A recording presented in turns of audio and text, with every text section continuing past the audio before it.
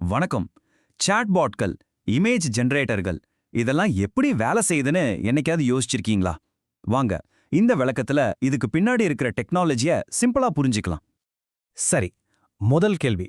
இந்த AI tools எல்லாம் எப்படி புதுசா டெக்ஸ்டையும் படங்களையும் உருவாக்குது? அதுக்குள்ள நிஜமா என்னதான் நடக்குது? வாங்க பார்க்கலாம். முதல்ல ஜெனரேட்டிவ் ஏஐனா என்னன்னு பார்த்துடலாம். சிம்பிளா சொல்லணும்னா இது ஒரு வகையான ஏஐ. இது என்ன பண்ணுனா ஒரு பெரிய டேட்டா தொகுப்புல இருந்து பேட்டர்ன்ஸை கத்துக்கும். அப்புறம் அந்த பேட்டர்ன்ஸை வச்சு புதுசா ஒரிஜினலா ஒரு கண்டென்ட்டை உருவாக்கும். இங்க ரொம்ப முக்கியமான வார்த்தை பேட்டர்ன் ப்ரெடிக்ஷன், அதாவது வடிவங்களை கணிப்பது. ஆமா, இது ஏதோ மேஜிக்லாம் இல்ல.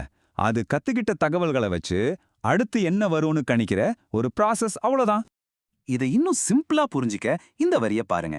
அது அம்சனான அளவு டெக்ஸ்ட படிச்சு கத்துக்கிட்ட பேட்டர்ன்ஸை வச்சு அடுத்த வார்த்தை என்னவா இருக்கும்னு திரும்ப திரும்ப கணிச்சுக்கிட்டே இருக்கு. இதுதான் விஷயம். அது நம்மள மாதிரி யோசிக்கல, அடுத்து என்ன வரலான்னு ஒரு ஸ்மார்ட்டான கெஸ் பண்ணுது, அவ்வளோதான். சரி, இந்த கணிக்கிற ஐடியா எப்படி வார்த்தைகளுக்கும் படங்களுக்கும் வேலை செய்யுதுன்னு கொஞ்சம் டீட்டெயிலா பார்க்கலாமா? பாருங்க, நீங்க ஒரு இமெயில் எழுத சொன்னாலும் சரி, இல்ல ஒரு படம் வரைய சொன்னாலும் சரி, ரெண்டுக்குமான அடிப்படை ஒண்ணுதான். பேட்டர்ன்ஸை கண்டுபிடி, அப்புறம் கணி. டெக்ஸ்டுக்கு வார்த்தைகளை கணிக்கும், படத்துக்கு பிக்சல்களை உருவாக்கும். இப்போ டெக்ஸ்டுக்கு எப்படி நடக்குதுன்னு பார்ப்போம். முதல்ல நீங்க கொடுக்குற கமாண்ட அது படிக்கும். உதாரணத்துக்கு ஒரு இமெயில் எழுதுன்னு சொல்றீங்க.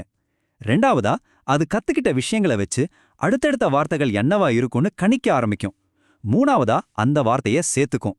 நாலாவதா இதே ப்ராசஸை திரும்ப திரும்ப செஞ்சு முழு இமெயிலும் முடியுற வரைக்கும் ஒரு வார்த்தையா உருவாக்கும். படங்களுக்கும் கிட்டத்தட்ட இதே மாதிரி தான். முதல்ல நீங்க கொடுக்குற விளக்கத்தை படிக்கும். புத்தகம் படிக்கிற பூனைன்னு வச்சுக்கோங்க. அப்புறம் பூனை, புத்தகம், வேற வேற ஆர்ட் ஸ்டைல்ஸ், இது சம்பந்தமான எல்லா பேட்டர்ன்ஸையும் அதை ஞாபகப்படுத்தும். அடுத்ததா இந்த எல்லா பேட்டர்ன்ஸையும் ஒன்னா கலக்கும். கடைசியா அந்த கலந்த பேட்டர்ன்ஸ்க்கு ஏத்த மாதிரி பிக்சல் பிக்சலா ஒரு புது படத்தை உருவாக்கும். ஓகே, இது இப்படிதான் வேலை செய்யுதுன்னு தெரிஞ்சிருச்சு. ஆனா இதோட பலம் என்ன, பலவீனம் என்ன? ரொம்ப முக்கியமா இத நாம எப்படி ஒரு அசிஸ்டண்டா பார்க்கணும், ஒரு டைரக்டரா இல்ல? எதுலெல்லாம் இந்த ஜெனரேட்டிவ் ஏஐ சூப்பரா இருக்கு தெரியுமா?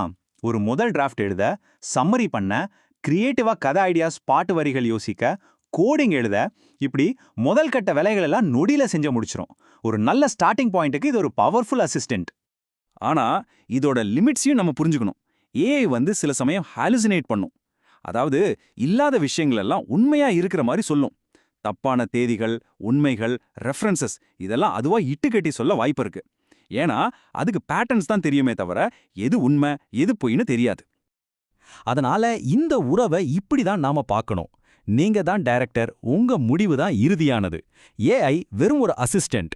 அது ஐடியாஸ் கொடுக்கும், டிராஃப்ட் எழுதும், ஆனா உண்மையா சரி பார்க்கறதும் ஃபைனல் அவுட்புட்டை எடிட் பண்றதும் நம்மளோட வேலை. சரி, இதுவரைக்கும் பார்த்ததுல இருந்து முக்கியமான விஷயங்களை ஒரு தடவை வேகமா பார்த்துடலாம். ஸோ நீங்க ஞாபகம் வச்சுக்க வேண்டியது என்னன்னா, இது மிஷின் லேர்னிங்ல இயங்குது, பெரிய டேட்டால ட்ரெயின் பண்ணப்பட்டிருக்கு. அது கத்துக்கிட்ட பேட்டர்ன்ஸை வச்சு அடுத்து என்ன வரும்னு கணிச்சு புது கண்டென்ட்டை உருவாக்குது. இது ஒரு பவர்ஃபுல் அசிஸ்டன்ட் தான், ஆனா மனுஷங்களோட மேற்பார்வை கண்டிப்பா தேவை. இந்த விளக்கத்தை பார்த்ததுக்கு ரொம்ப நன்றி. இப்போ எங்க பார்ட்னர்ஸ் கிட்ட இருந்து ஒரு சின்ன மெசேஜ். நாலேஜ் ஈக்விட்டி பார்ட்னர்ஸ் அப்படிங்கிறது ஒரு மல்டிலிங்குவல் சேனல். இங்க உங்க டெய்லி லைஃபை இன்னும் பெட்டரா மாத்திக்கிற மாதிரி பல பிராக்டிக்கலான விஷயங்களை நாங்க ஷேர் பண்றோம். எங்களோட கண்டென்ட் உங்களுக்கு யூஸ்ஃபுல்லா இருக்குன்னு நினைச்சீங்கன்னா எங்களோட டெய்லி வீடியோஸ்க்கான நோட்டிஃபிகேஷன்ஸை பெற நாலேஜ் ஈக்விட்டி பார்ட்னர்ஸ் சேனலுக்கு சப்ஸ்கிரைப் பண்ணுங்க. மறக்காம லைக் பண்ணுங்க, ஷேர் பண்ணுங்க. இந்த பிராக்டிக்கலான அறிவை உங்க குடும்பத்தினர், நண்பர்கள் எல்லாரோடும் பகிர்ந்துக்கோங்க. வாங்க, அறிவை தேடுற நம்ம பயணத்தை எப்பவும் உயரத்துல வச்சுக்கலாம். சரி, அடுத்ததா என்ன வரப்போகுது?